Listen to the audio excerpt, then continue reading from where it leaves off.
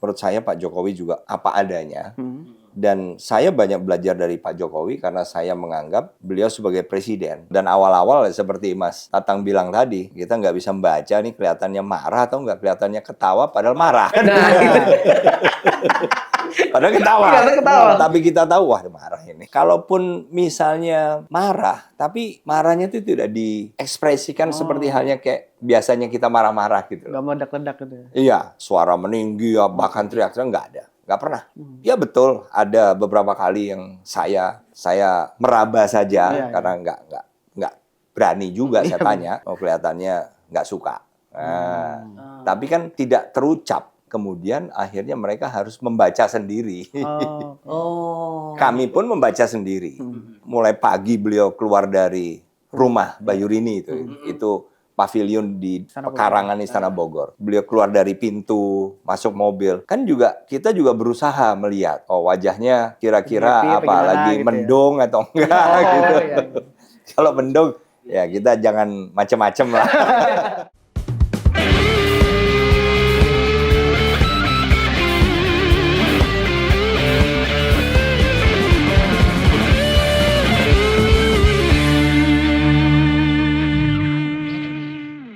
Ya, sahabat Kompas.com, ketemu lagi bersama saya Tatang Gurit loh. Dan juga saya Ardhito Ramadan. Kita bertemu lagi di acara Kelas Wahid Kompas.com. Gaspol, ngobrol gas, pasti nampol. Mantap. Ini kalau dilihat, kalau mungkin penonton mendengar nih, hingar-bingar tepuk tangannya beda sekali ya. Beda sekali ya. Jadi ya. khusus episode ini kita mendatangkan 1.000 penonton di sekitar Palmerah Selatan. Benar sekali, karena memang tamu hari ini spesial. Ya, spesial. Sangat menggambarkan sesuatu yang berbeda dengan kami berdua yang tambun-tambun ini ya. Betul. Ya, ini tambun kalau kita ini yang besar ya kan? Ya, perutnya. Ini untuk kali pertama harus kehilangan kewibawaan lebih muda tapi lebih nggak sehat Kita kedatangan mantan Panglima TNI yang luar biasa, Pak Andika Perkasa. Ya, Mas. Terima kasih Pak Andika atas waktunya. Ini luar biasa ya, kita kedatangan sosok Panglima TNI, mantan Panglima TNI, tapi setelah pensiun, setelah melepas jabatan, tidak hilang dari pemberitaan. Yes, benar sekali. Karena selalu dicari-cari oleh awak media. Ya, awak media. Apalagi menjelang pemilu. Ya. Tapi kita belum bicara soal pemilu dulu. Nanti dulu, sabar ya. Dan ini juga memang dicari-cari karena waktu kemarin saya ketemu di GBK itu, Mbak Andika, itu kita teriak-teriak. Oh, teriak-teriak? Iya, harus mengambil ininya Pak Andika dulu, perhatiannya dulu. Dan memang langsung datangi wartawan. Nah, itu makanya dicari-cari terus wartawan. Ya. Itu Mas Tatang yang di pagar itu? Pantes. Di pagar ini kok teriak-teriak, kayaknya siapa? Iya, dibatasi pagar tuh. Batasi pagar oleh Pak. Kita lihat Pak Andika berbatik merah waktu itu kan. Wah. Pakai kacamata itu kalau saya suka ngeliatnya tuh. Iya, Rainbow kalau saya sama anak nggak kalah sama Rainbow. Gitu, kita akan masuk ke kita mungkin jelasin sedikit ya. Ini ada beberapa tema nih Pak yang akan ditanyakan, tapi ntar Pak Andika mungkin ngambil satu-satu. Ada tema macam-macam lah. Tapi sebelum itu kita akan bicara soal isu terkini dulu nih yang mungkin nggak masuk tema ini. Pak Andika, beberapa minggu terakhir lah, ini kan TNI menjadi sorotan begitu ya, karena setelah ada muncul kasus Kepala Basarnas jadi tersangka. Awalnya KPK menetapkan Pak Marsikal Madya Henry Alfiandi ya, dan anak buahnya menjadi tersangka. Tapi belakangan pihak TNI menyatakan bahwa tidak bisa nih KPK untuk menetapkan tersangka karena berdasarkan Undang-Undang Peradilan Militer yang harusnya menangani adalah Puspom TNI gitu. Saya mau nanya ke Pak Andika, kacamata Pak Andika, itu sebenarnya langkah TNI seperti itu sudah tepat atau belum sih, untuk pertama untuk menjamin penegakan hukumnya, dan kedua juga untuk menjawab keresahan publik, karena publik kan juga bertanya-tanya jadinya, kok bisa punya aturan sendiri sih TNI itu, seperti apa Pak? Saya nggak ingin bicara detailnya Mas ya, karena kan ada Panglima TNI yang pasti juga sudah menjawab. Tapi tentang prinsip-prinsipnya aja, memang betul bahwa kita ini anggota TNI aktif itu berada di bawah peradilan militer. Itu Undang-Undang nomor 31 tahun 97. Nah, jadi manakala Kepala Basarnas ini diduga melakukan tindak pidana korupsi, ya seharusnya memang peradilan militer. Mulai dari penyidiknya, polisi militer, kemudian nanti penuntutnya, auditor militer, dan kemudian dilimpahkan ke peradilan militer. Nah, bagi saya nggak mau masuk ke teknis tadi, yang jelas KPK itu kan badan yang diberikan kewenangan juga sebagai penyidik untuk tipikor, tindak pidana korupsi, yang menyangkut penyelenggara negara. Jadi menurut saya KPK juga punya kompetensi dan memang kasus yang dilakukan penyidikan atau penyelidikan ini kan juga memang memang sesuai dengan perkembangan lah penyelidikan. Jadi menurut saya kalaupun ada teknis yang kebetulan agak miss, itu soal teknis saja. Tapi bagi saya prinsip tindak pidana korupsi harus diproses. Tapi berarti kemarin miss-nya itu ya masalah teknis yang memang hanya sebenarnya teknis saja. Bisa dikomunikasikan gitu ya, bisa, Pak ya? Dan bisa diperbaiki kok. Tapi tidak kemudian membatalkan. Tidak membatalkan proses hukum terhadap tindak pidana korupsinya. Kalau pengalaman Pak Andika, ini kan muncul diskursus dengan publik bahwa ditakutkan ada semacam impunitas dan sebagainya dengan dibawa ke peradilan militer, yang mana memang sudah dibantah juga oleh Pak Panglima Pak Yudo ya. Kalau dari pengalaman Bapak sendiri, ada nggak sih memang impunitas bagi orang-orang yang anggota-anggota TNI yang memang melakukan tindak pidana, atau dengan dialihkan ke peradilan militer memang ini akan dipastikan bakal dihukum dengan tegas begitu, Pak? Menurut saya di segala sektor tetap harus ada pengawasan, Mas Dito. Jadi waktu saya menjabat Panglima pun pengawasan itu harus ada. Karena tanpa pengawasan kita akan kehilangan perkembangan gitu loh. Yang ada di bawah Panglima kan penyidik dengan penuntut. Kemudian hakim itu sudah berada di luar. Itu di bawah lingkungan Mahkamah Agung. Ya. Nah, jadi menurut saya apakah kemudian nanti bisa dilakukan proses hukum secara adil atau tidak, itu harus diawasi. Jadi tidak bisa juga kita berasumsi atau berharap bahwa sudah masuk proses, ya sudah, pasti akan berjalan sesuai rencana misalnya. Enggak juga. Tetap harus ada pengawasan, Mas. Pengawasan bisa saja dari internal TNI, tapi juga publik harus. Ini kan dalam setiap masalah menurut saya juga begitu. Nah, itu aja.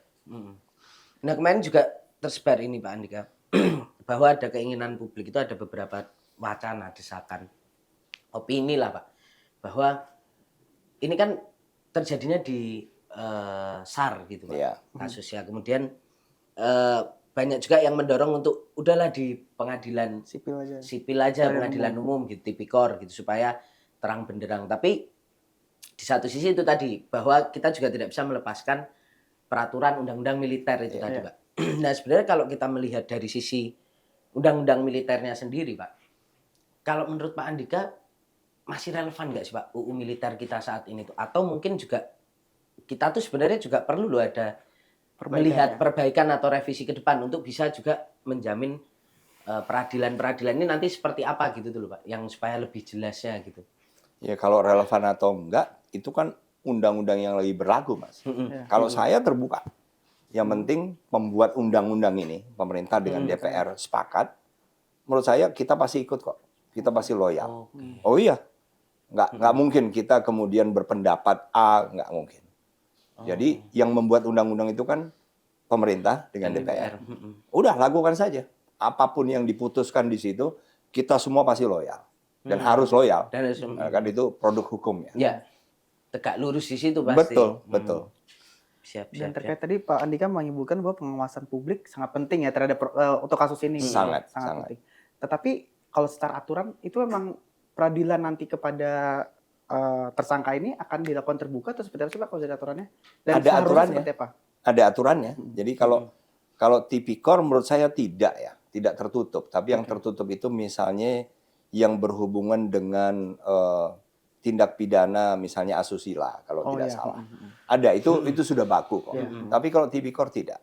Jadi sangat terbuka dan bisa diawasi. Saya sewaktu menjabat sebagai Panglima kan saya selalu justru mempublikasikan. Betul. Justru proses yang sedang berlangsung ini harus dikawal dan saya ingin publik tahu. Itu kan tujuannya juga, Mas. Tapi yang jelas memang harus ada pengawasan Internal TNI mengawasi seperti halnya waktu itu saya lakukan. Eksternal juga apalagi. Ya kayak beberapa kasus hukum terakhir ini kan karena publik begitu antusias mengawasi. Ya sudah, menurut saya semakin objektif. Karena kan dalam peradilan ini biasanya ada saja. Tapi dengan pengawasan yang ketat, Mas, itu kecil lah kemungkinan apakah penyidiknya atau penuntutnya atau bahkan hakimnya untuk coba-coba main-main. Ya, karena menjadi perhatian betul, masyarakat, betul. Ya. Memang harus diawasi begitu ya. Betul sekali. Rekan-rekan sahabat Kompas.com, netizen ini juga harus memantau ya. Jadi supaya kita juga semangat ini wartawan ini mengawasi. Walaupun kalau memang di sidang nanti jauh dicakung itu tepatnya kan? Ya. Itu yang penting bukan saya atau Dito yang ke sana ada teman saya lagi. Ada banyak teman. Oke, kita ke menu utama kali ya. Ya, ke menu utama. Pak Andika, kita sekarang akan bermain kartu nih, Pak. Boleh. Ada beberapa pertanyaan yang ingin kami ajukan berdasarkan beberapa tema. Boleh. Ini monggo dipilih, Ya, Pak Andika. boleh. Silakan. Yes. Oke. Sip. Itu ada satu, ada dua? Oh, ada satu. satu. Monggo dibaca, Pak. Apa itu, Pak? Tadi Politik. Waduh, langsung. Tentang politik. Ya, tentang para politik penonton, ya. Ini bukan kita yang milih loh. Bukan diarahkan ya. Nggak berani saya ngarahin Panglima nggak berani. Nah ini menarik. Nah ini Pak Andika. Karena kemarin kan juga kita ketemu di GBK itu loh Pak. Teriak-teriak itu. Jadi teman-teman sahabat Kompas.com itu kemunculan Pak Andika ini kemarin juga beberapa waktu lalu ketika PDIP mengadakan perayaan Bulan Bung Karno. Juni ya. Ya di GBK itu kan. Jadi sebagai seorang pewarta yang panas-panasan di luar dan menunggu siapa saja tamu yang datang, tiba-tiba kok mata tertuju dengan wah ini kayaknya saya kenal ini ya, batik berwarna merah. Nah, tapi sebelum itu Pak Andika ini sebenarnya juga udah banyak Pak dilirik. Kami masih ingat bahwa kalau nggak salah Rakernas Nasdem Pak Andika itu sempat masuk sebagai 3 bursa calon presiden yang masuk ke radar mereka gitu Pak. Walaupun akhirnya kita tahu bahwa Nasdem memilih Pak Anies Baswedan. Tapi yang menarik Pak, yang pengen saya tanya juga, waktu itu pihak Nasdem itu mengatakan bahwa mereka siap dan akan membuka komunikasi ke 3 bakal capres waktu itu, yaitu Pak Anies, Pak Andika dan Pak Ganjar gitu. Belakangan info-info yang tersebar kalau yang kami dapatkan adalah Pak Ganjar memang akhirnya menutup komunikasi itu. Nah, yang kami pengen tahu, Pak Andika sebenarnya waktu itu sempat berkomunikasi dengan pihak Nasdem dan Pak Surya Paloh nggak sih, Pak?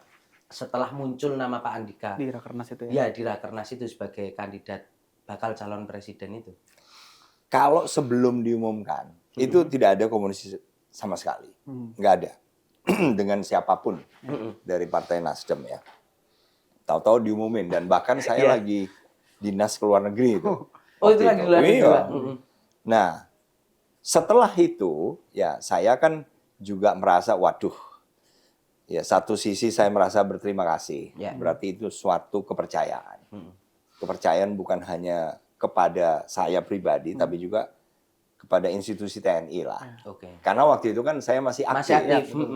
Nah, tapi yang kedua juga ya saya kan juga tidak mungkin menerima karena saya masih aktif, nggak boleh saya untuk misalnya ikut dalam partai politik. Nah, jadi komunikasi ada dan itu saya lebih ke bertanya ya. Pertama menyampaikan tadi terima kasih kalau sudah ada perhatian, tapi yang kedua juga ya mohon maaf bahwa saat ini saya belum bisa untuk berbicara apapun.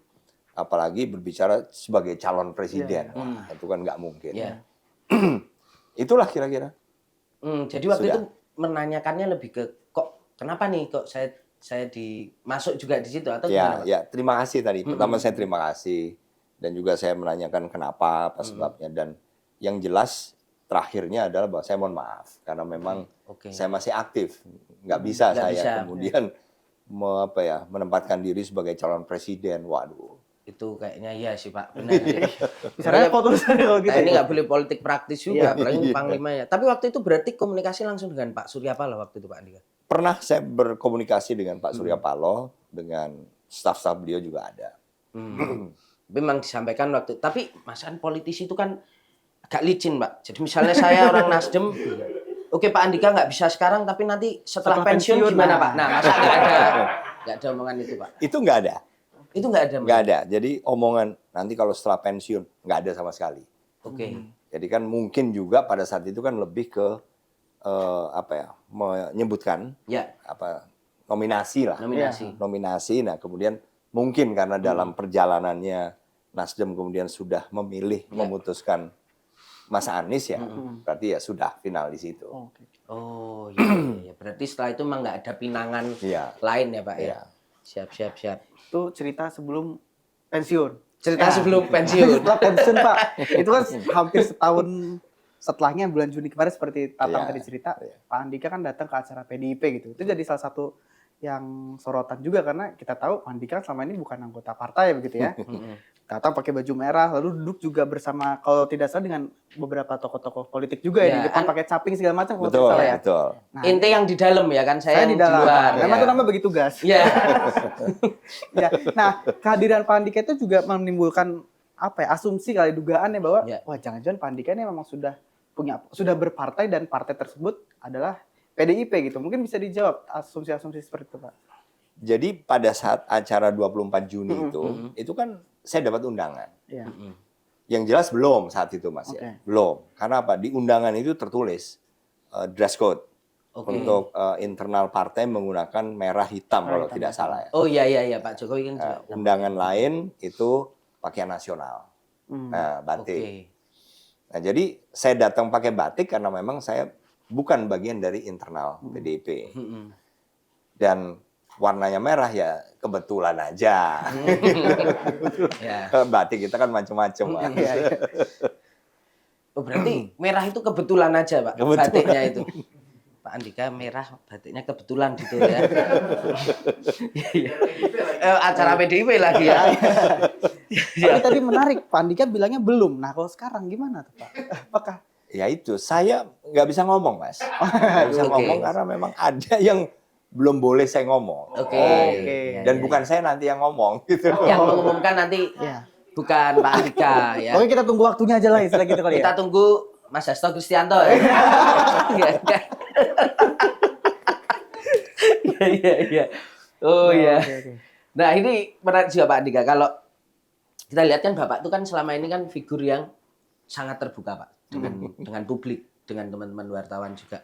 Nah, kemudian sekarang tiba-tiba Pak geser ke politik.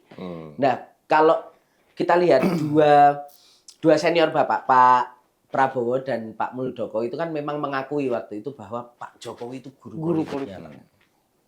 Nah, itu kalau Pak Andika itu belajar politik ini apakah juga waktu itu karena Pak Andika kan juga sempat dekat sebagai dan Pas Pampres dan Pas Pampres, terus kemudian jadi Panglima. Apakah juga cukup banyak belajar juga dari Pak Jokowi ilmu-ilmu politik gitu, Pak? Pak Muldoko, Pak Prabowo kan mungkin hari-hari dekat sekali lah dengan Presiden karena kerjanya juga di kabinet ya. Sedangkan saya itu bergabung kabinet kan pada saat saya Panglima, Mas. Iya. Jadi cuma setahun. Nah, saya waktu itu masih aktif. Jadi juga saya benar-benar menutup lah. Menutup saya nggak ingin bicara atau ngurusin yang bukan tugas pokok dan fungsinya TNI waktu itu.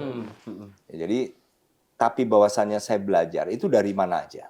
Termasuk dari Presiden juga, dari atasan saya langsung juga, dari semuanya. Gitu loh, Mas. Jadi kalau politik ini kan baru mau, tetapi kalau mengamati itu kan sudah lama.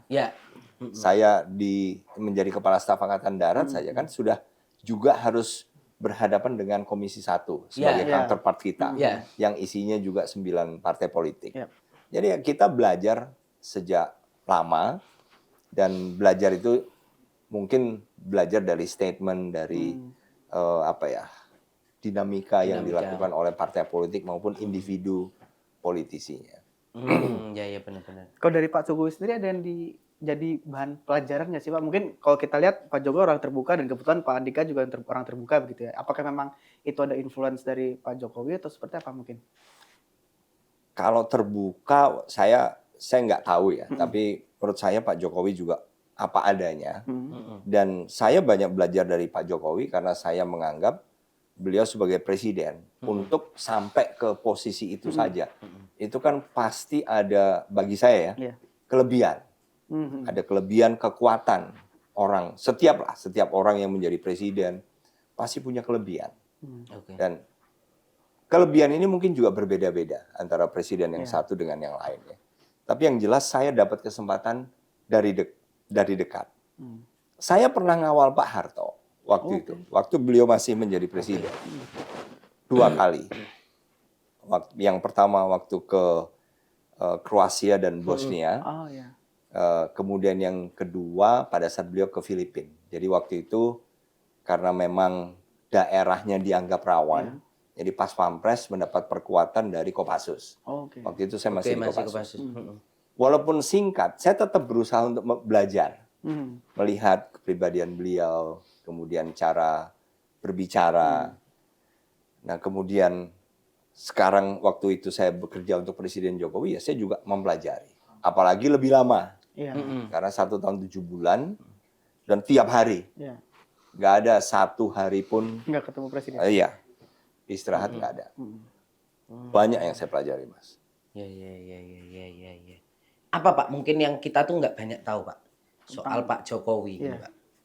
Tapi Pak Andika sebagai dan Pas Pampresnya waktu itu, oh ini loh, Keren nih. ini keren nih, atau ini otentik nih, gitu dulu Pak.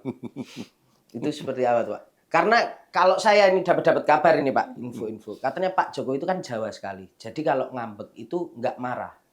Tapi didiemin katanya gitu. Nah ini tapi nggak tahu Pak, kan infonya ya nggak tahu valid apa enggak kan gitu. Nah kalau Pak Andika punya kesan sendiri nggak, apa sih gitu? Ya kalaupun misalnya marah, tapi marahnya itu tidak diekspresikan seperti halnya kayak biasanya kita marah-marah gitu. Nggak meledak-ledak gitu ya? Iya, suara meninggi ya, bahkan teriak-teriak nggak ada, nggak pernah. Ya betul, ada beberapa kali yang saya meraba saja karena nggak berani juga saya tanya. Oh kelihatannya nggak suka. Nah, tapi kan tidak terucap secara eksplisit itu enggak, Mas. Itu apa enggak puyeng Pak? Maksudnya ya Pak, maksudnya ini kayaknya kan nebak-nebak gitu ya Pak. Tapi memang dibutuhkan ya seperti itu. Justru memang banyak yang kemudian akhirnya mereka harus membaca sendiri. Kami pun membaca sendiri. Ya sekarang kita juga melayani beliau dari aspek keamanan. Kan mulai pagi beliau keluar dari rumah Bayurini itu pavilion di pekarangan Istana Bogor. Beliau keluar dari pintu, masuk mobil. Kan kita juga berusaha melihat, oh wajahnya kira-kira apa lagi mendung atau enggak gitu. Kalau mendung ya kita jangan macam-macam lah. Harus benar-benar fokus lah. Siap. Tapi kalau wajahnya misalnya ceria ya oke. Ya itu lama-lama kan overtime 1 tahun 7 bulan. Lama-lama kita jadi tahu. Jadi tahu. Kapan Pak Andika mulai nyaman atau mulai paham gimmicknya Pak Jokowi itu? Kayak maksudnya butuh waktu berapa bulan tuh Pak Andika waktu itu? Kan Pak Andika 1 tahun 7 bulan kan Pak? Betul. Masa adaptasinya gitu ya? Betul. Dan awal-awal seperti Mas Tatang bilang tadi, kita nggak bisa membaca nih kelihatannya marah atau nggak kelihatannya ketawa padahal marah. Nah. Padahal ketawa. Tapi kita tahu wah marah ini. Agak nggak seret mungkin gitu kan. Jadi ya menurut saya mungkin kira-kira 2 bulan. Nah, jadi contohnya misalnya beliau sudah ngasih petunjuk di awal nih. Di awal banyak lah petunjuknya. Yang lalu lintas pokoknya beliau nggak mau ditutup. Terus jangan bunyikan sirine segala macam. Kemudian saya berusaha karena kebetulan itu bukan kebiasaannya Pas Pampres waktu itu. Karena waktu itu kan sirine tutup lah Karena kan sweeper di paling depan rangkaian presiden ini ada polisi. Jadi punya alat komunikasi sehingga selalu menyampaikan. Nah, sehingga begitu kita lewat di perempatan misalnya, itu udah bersih tuh. Kita tinggal jalan kan yang lain udah ditutup. Begitu kita lihat panjang banget nih macetnya karena yang ditutup ini kan kelihatan nih seberapa panjang antrian ini. Begitu panjang kan beliau negur saya. Walaupun negurnya, loh Pak Andika itu kok masih ditutup? Cuma gitu doang. Bagi kerasa tuh ya. Udah kerasa tuh ya. Bagi saya karena tadi beliau bukan orang yang meledak. Iya. Ya, bukan yang impulsif, bukan. Sehingga walaupun cuma begitu saya rasanya waduh. Waduh, saya nih salah besar ini. Ya udah. Akhirnya gantian saya yang marah ke perangkat ini. Enggak meledak. Ya tapi kan kita sudah instruksikan, kenapa masih ditutup? Karena rupanya kan mereka, saya nggak ganti, Mas. Saya kan tiap hari ya saya, komandannya cuma satu. Nah, tapi di bawah ini, mereka rolling. Shift, ada shift, Mas. Ada yang dinas 2 hari sekali, dua hari terus ganti. Kita briefing ke tim yang waktu itu naik misalnya, naik dinas. Begitu hari ketiga atau keempat, kita berasumsi mereka orangnya masih sama, ternyata udah beda. Dan serah terima di bawah ini nggak lengkap. Mungkin. Waduh. Ya inilah teknis dan itulah pengawasan, seperti yang saya bilang tadi. Pengawasan penting, Mas. Menarik. Ya. Nah ini pertanyaan sebelum terakhir gitu. Sebelum terakhir. Ya ini masih ada tentang satu. Politik? Masih tentang politik. Oke, tentang politik. Banyak publik itu bertanya-tanya. Karena kan kalau dunia politik dianggap wah ini kotor apa gitu. Dan Pak Andika kan berangkat dari TNI yang lempeng lah Pak, saklek gitu. Kenapa kok masih mau tertarik Pak ke dunia politik? Ya menurut saya kita tidak harus kok ikut ke dalam kultur yang mana gitu kan nggak harus, Mas. Ya kita bisa tetap menjadi diri kita kok. Dan menurut saya itu penting. Saya sudah dari dulu kepribadian seperti ini, ya terus hanya karena masuk karir kedua di politik. Ini kan karir kedua saya, Mas. Kemudian saya harus berubah, nggak bisa juga, Mas. Jadi tetap saya akan melakukan, menyimpan dan ya inilah kepribadian saya. Ya seperti ini aja. Walaupun dunianya mungkin berbeda nanti. Tapi apa yang memotivasi Pak? Kan ya kalau saya kebayangin orang jadi tentara udah puluhan tahun mengabdi jadi panglima segala macam. Mungkin enaknya udahlah pensiun aja, menghabiskan waktu di rumah. Tapi sekarang ingin memulai karir kedua itu apa motivasinya? Apakah memang merasa pengabdian saya masih dibutuhkan nih? Atau saya masih mau mengabdi atau seperti apa sih Pak?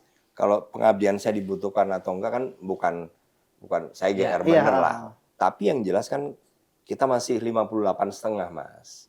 Sekarang ini tahun ya. Sedangkan tingkat harapan hidup orang Indonesia saja per tahun ini itu kan 71,8 tahun, hampir 72 tahun. Ya kalau kita hidup sampai 72 tahun saja kan, saya masih punya sekitar 14 tahun. Jadi kita ingin tetap produktif. Dan yang paling penting kenapa saya ingin ke situ, Mas? Karena pengalaman saya 40 tahun di birokrasi. Walaupun itu di TNI, tapi kan birokrat. Kedua, ekspertis saya, ilmu yang saya pelajari juga ilmu tentang pemerintahan, eksekutif lah. Apakah saya bisa ke legislatif? Bisa. Karena toh legislatif juga mengawasi eksekutif kok. Jadi bagi saya itu pintu masuk yang pas. Karena memang sistem politik nasional memang memulai dari partai politik. Ya, jadi lebih ke situ masih tertantang. Betul. Ya. Oke, kita lanjut ke ini berikutnya. Monggo lagi Pak Andika. Banyak juga. Tadi sektor kiri, sekarang sektor kanan. Oke, boleh. Silakan Langsung buka. Langsung buka. Wah, ini juga seru sebenarnya nih. Iya. Terkait Papua nih, Pak. Ini kayaknya kok. Ini kalau tidak salah pas fit and proper kan jadi salah satu isu yang paling disorot ya, Pak ya? Disorot. Papua.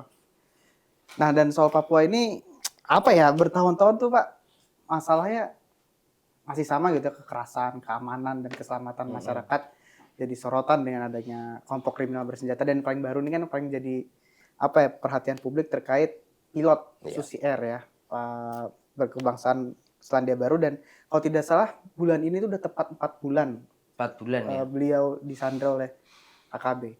Nah ini kalau kita lihat dari secara luas dulu, Pak Andika melihat persoalan keamanan Papua ini apa sih sebenarnya menjadi hambatan? Kenapa kekerasan kok selalu terjadi begitu ya. Dan yang korbannya kan masyarakat sipil iya, anggota TNI juga iya begitu. Seperti apa Pak Andika? Kalau kekerasan dulu ya, Mas Dito ya. Kekerasan ini memang dua sisi, Mas. Satu sisi dari oknum masyarakat di Papua sendiri. Kenapa mereka dengan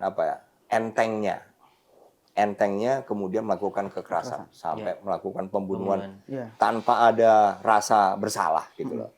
Ya karena menurut saya semuanya kan juga terhubung dengan pendidikan. Semakin orang menerima pendidikan, maka nilai-nilai humanity atau kemanusiaan itu akan masuk.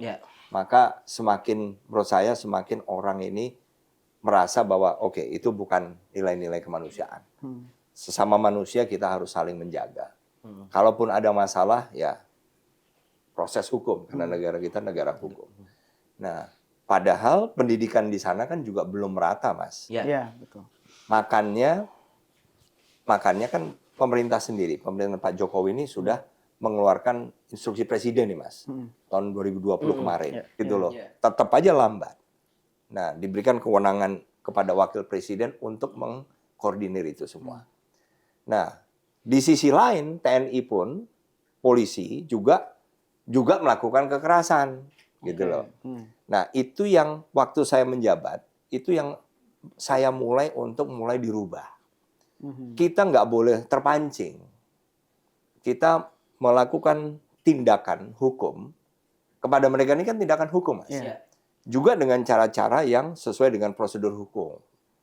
Jangan sampai kemudian emosi kita terbawa. Misalnya, karena mereka kemudian pernah membunuh anggota TNI, jadi kita balas dendam. Kan jangan kita ikuti cara-cara mereka yang pendidikan saja kurang, yang belum punya mungkin nilai-nilai kemanusiaan. Jangan.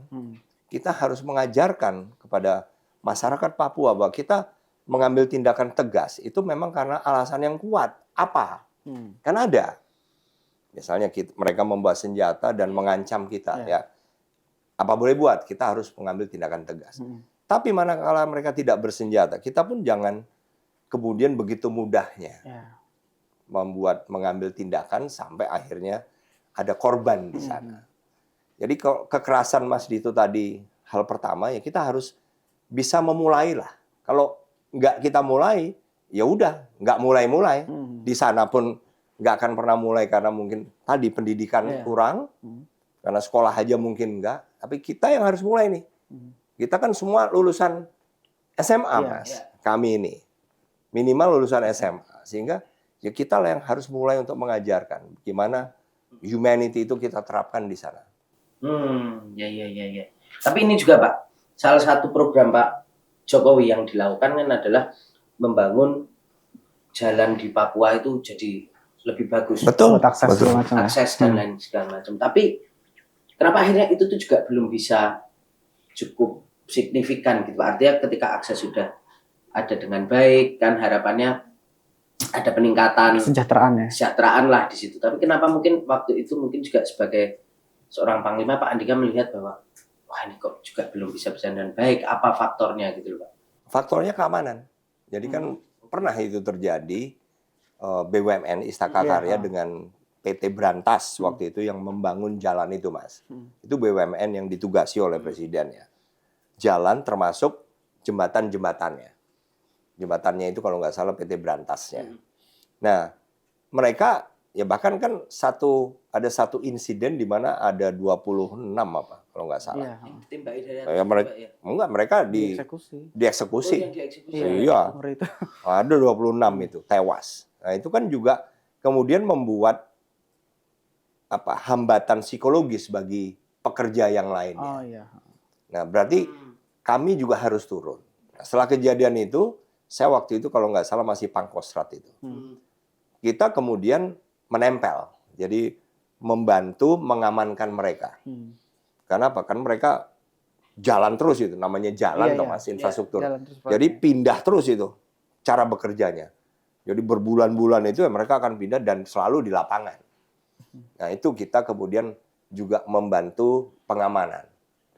Yang biayanya ditanggung oleh PT Brantas dengan Istaka Karya. Memang tidak mudah, Mas. Lingkaran setan. Artinya karena medannya sulit, kita mau memperbaiki juga harus berhadapan dengan masalah ketidakamanan. Untuk menyelesaikan satu tugas normal saja, misalnya pembangunan jalan atau jembatan, biaya yang diperlukan lebih banyak daripada membangun jalan jembatan di daerah di luar Papua, misalnya gitu. Tapi dengan kemampuan prajurit TNI ya, yang mungkin banyak juga memuji ya dengan kemampuan dibilang hebat dan sebagainya, lalu juga dengan alutsista yang dimiliki, sebenarnya mampu nggak sih Pak untuk mengatasi persoalan ketidakamanan ini? Karena kan tahun udah berlalu, itu saja yang terjadi kan. Sedangkan prajurit TNI juga harusnya pasti berkembang juga kan kemampuannya. Sebenarnya dengan yang dimiliki TNI sekarang, mampu nggak sih Pak untuk mengatasi KKB itu?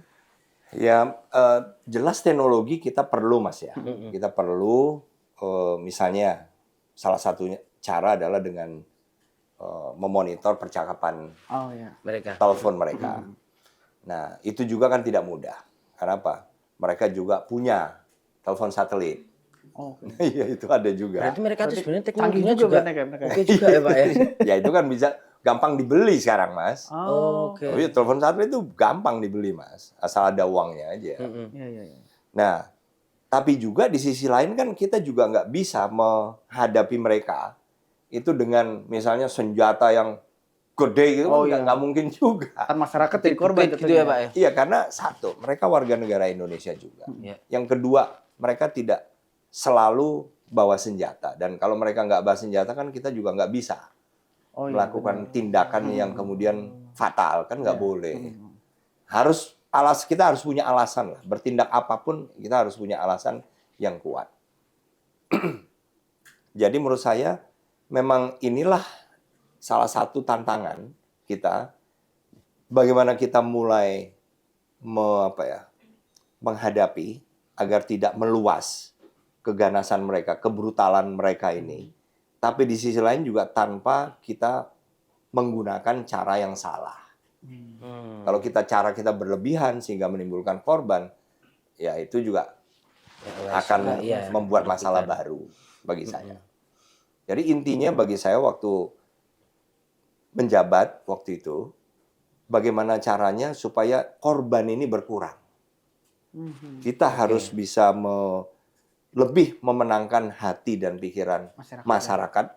Karena walaupun gimana kan kelompok oknum ini kan minoritas, yakin saya. Mayoritas itu justru mereka ini nggak tahu apa-apa.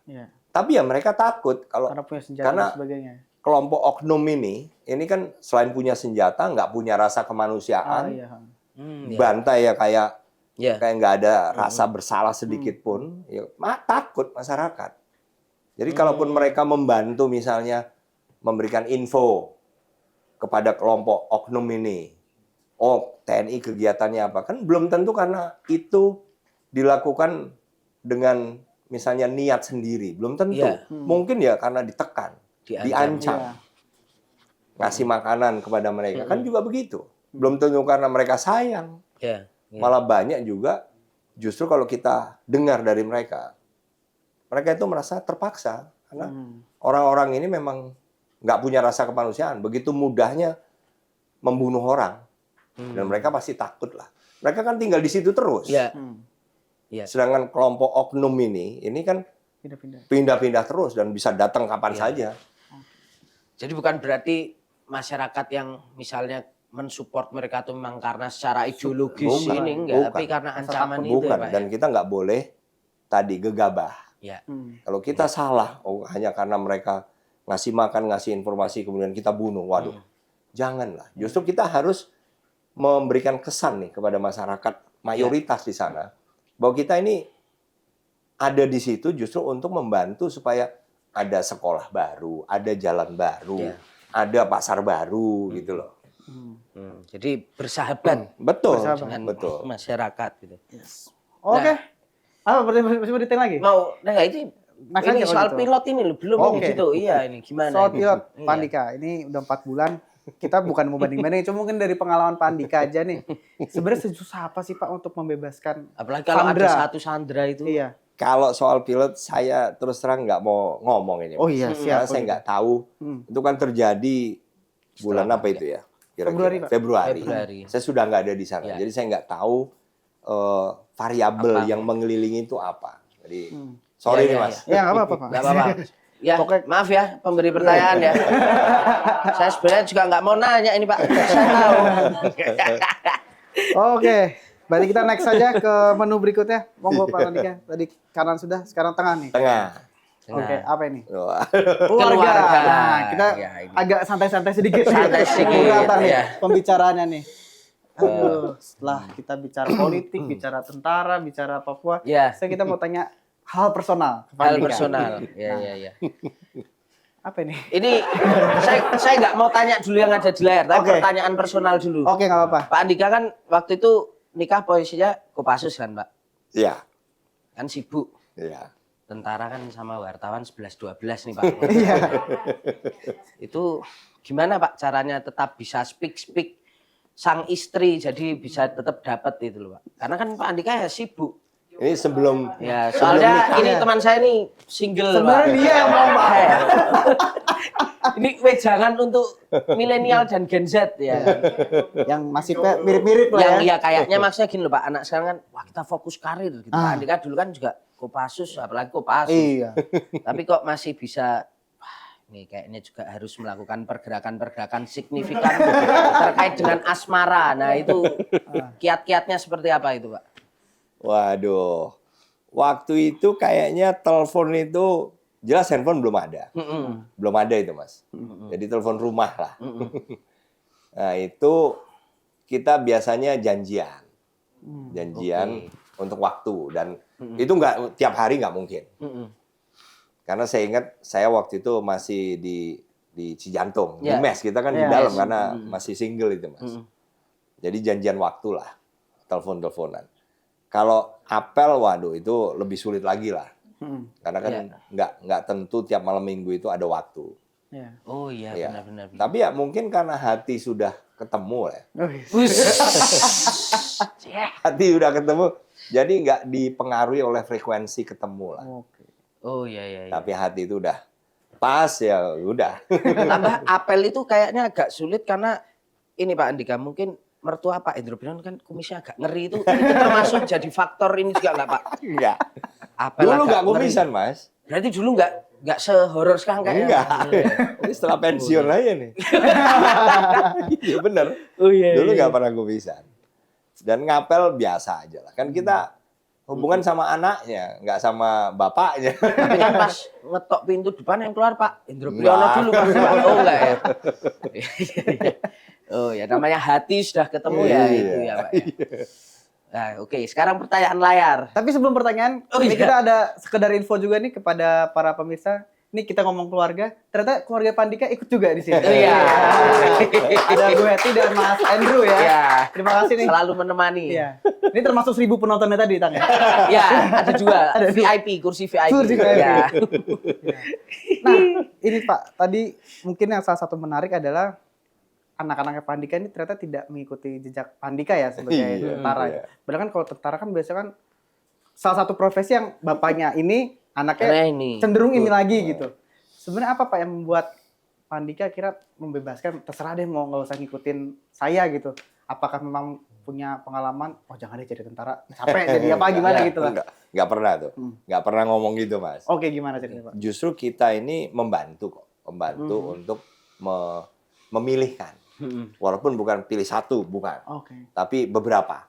Kan kalau kita nggak bantu memberikan pertimbangan-pertimbangan, itu kan kebanyakan nih. Iya. Kan bisa aja di apa aja lah. Nah, jadi kita waktu itu membantu menciutkan. Kita tiap kali makan selalu ngobrol. Anak-anak masih SMP, Mas. Yang paling gede aja masih SMP waktu itu. Jadi anak-anak saya ini kelas 1 SMP ini sudah mulai kita arahkan. Arahkan bukan ke satu pilihan loh ya, tapi ke beberapa yang masuk ke kriteria mereka juga. Jadi tinggal beberapa 3 pilihan misalnya, nah biarkan mereka yang pilih. Jadi saya nggak pernah melarang TNI masuk TNI. Salah satu pilihan kita juga menjelaskan. Dan hari-hari kan kita menjelaskan tugas kita. Ya mereka juga jauh lebih tahu tentang profesi TNI daripada profesi lainnya waktu itu.